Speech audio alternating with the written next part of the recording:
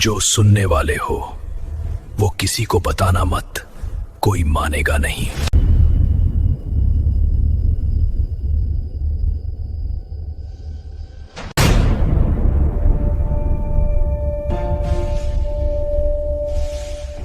हिमालय के उन रास्तों से आगे जहां बर्फ खत्म होती है और घना जंगल शुरू होता है, वहां एक जगह छुपी है, मोक्षवन।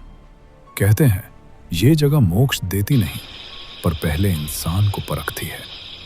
इस जंगल के बीच सदियों पुराना एक मंदिर खड़ा है, मोक्षेश्वर मंदिर।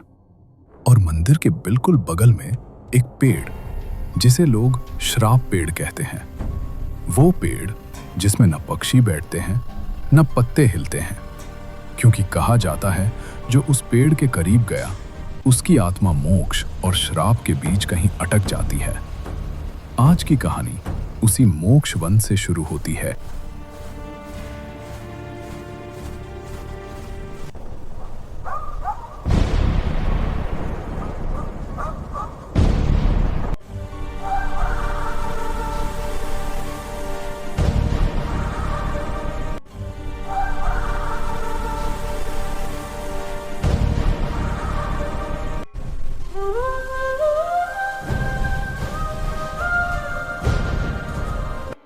उस रात जब नक्शगांव गहरी नींद में डूबा था, एक जन्म हुआ।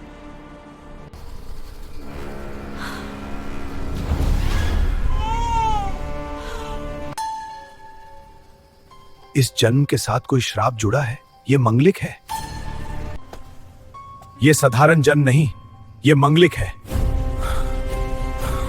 छाया का जन्म, पर लोग कहते हैं मानो किसी शक्ति का जन्म हो गया हो, जैसे सर्दियों से सोया कुछ अचानक जाग गया हो।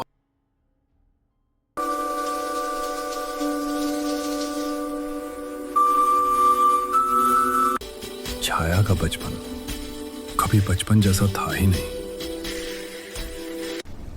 वो लौट कर नहीं आएंगे। जन्म लेते ही अपने बाप को खा गई।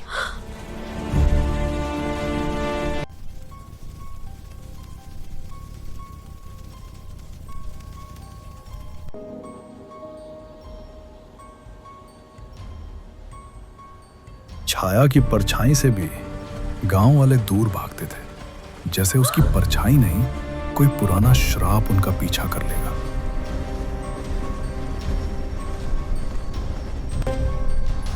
इसकी छाया पड़ गई।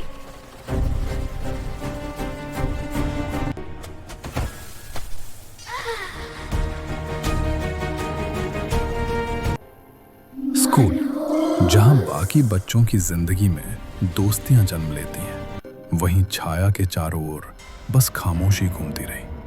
न कोई दोस्त, न कोई हाथ थामने वाला, जैसे उसके पास बैठना भी किसी अनजाने डर को न्योता देना हो। एक दिन छाया ने हिम्मत जुटाकर अपनी माँ से सवाल पूछा, पर माँ ने कुछ नहीं कहा। वो बस चुप रही, आंखों में डर और होंठों पर खामोशी। उसी रात छाया अकेली ही जंगल की ओर निकल पड़ी, उन जवाबों को ढूंढने जिन्हें उसका अपना घर भी कभी बोलने की हिम्मत नहीं कर पाया।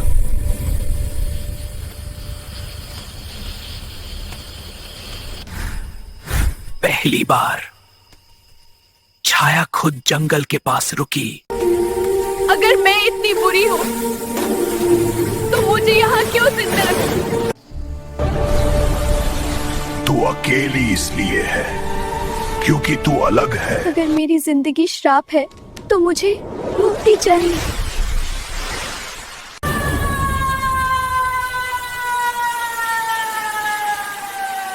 बचपन अगर जख्म देता है तो जवानी उन जख्मों को याद दिलाती है। जैसे जैसे छाया बड़ी हो रही थी, वैसे वैसे उसके साथ जुड़ा हुआ श्राप भी और गहरा और जहरीला होता जा रहा था। मानो उसकी सांसों के साथ वो अंधेरा भी पल पल जिंदा हो रहा हो।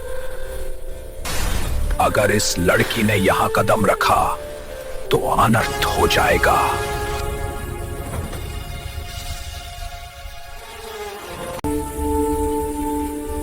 बेटा, तेरा रिश्ता आया।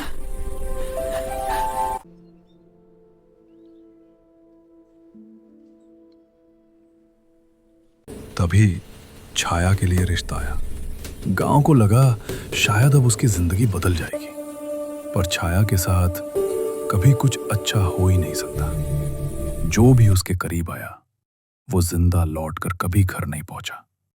कभी अचानक ब्रेक फेल, गाड़ी घाटी में जा गिरी। लड़के का एक्सीडेंट हो गया।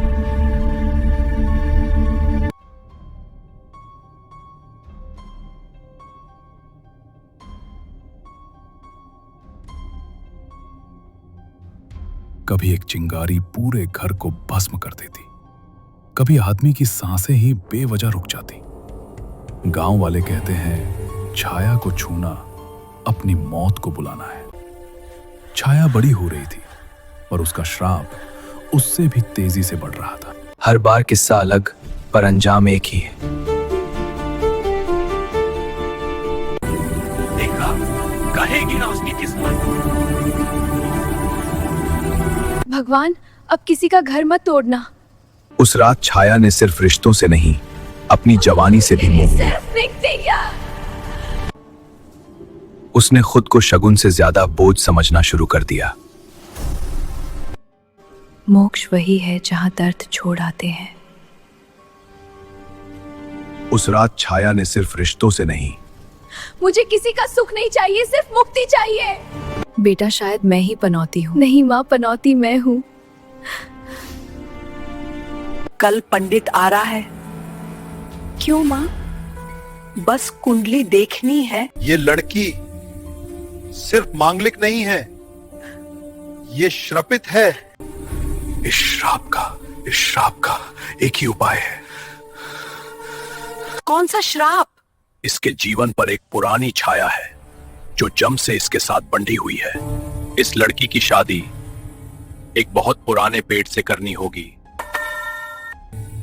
पेड़ जितना पुराना हो, उपाय उतना गहरा होता है। गांव वालों ने एक पेड़ चुना जो सदियों से खड़ा था। इस पेड़ को चुना नहीं गया था, ये पेड़ इंतजार कर रहा था। किसी को नहीं पता था ये वही पेड़ है जहां श्राप बंधा हुआ है। छाया की शादी किसी इंसान से नहीं, एक खामोश शक्ति से हो रही थी।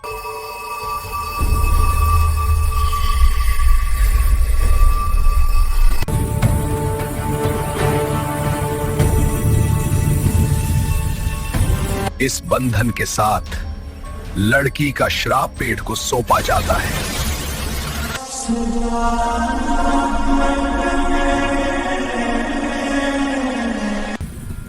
बंधन तो पूरा हुआ, पर श्राप को आजादी मिल चुकी थी। अब तू अकेली नहीं है।